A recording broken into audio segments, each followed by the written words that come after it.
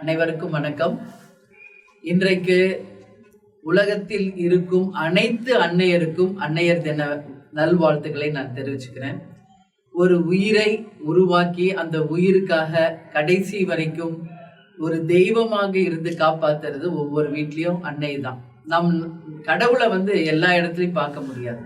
அதனாலதான் கடவுள் ஒரு பெண்ணை, அதுவும் ஒரு அன்னையாக ஒரு குடும்பத்திலையுமே கடவுள் கொடுத்திருக்கார். ஒவ்வொரு குடும்பத்திலும் இருக்கும் எல்லா அன்னையருமே தெய்வத்துக்கு சமமானவங்க தான்.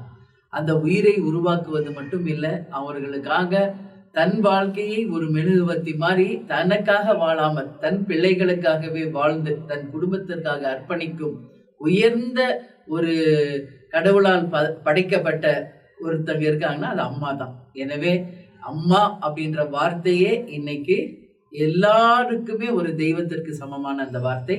இந்த நாளில் என்னை பெற்றெடுத்த என் தாய்க்கும் இந்த உலகத்தில் இருக்கும் அனைத்து அன்னையருக்கும் ஒரு பெண்ணாக நானும் ஒரு அன்னையாக அன்னையர் தின நல்வாழ்த்துக்களை தெரிவித்துக் கொள்கிறேன். நன்றி, வணக்கம்.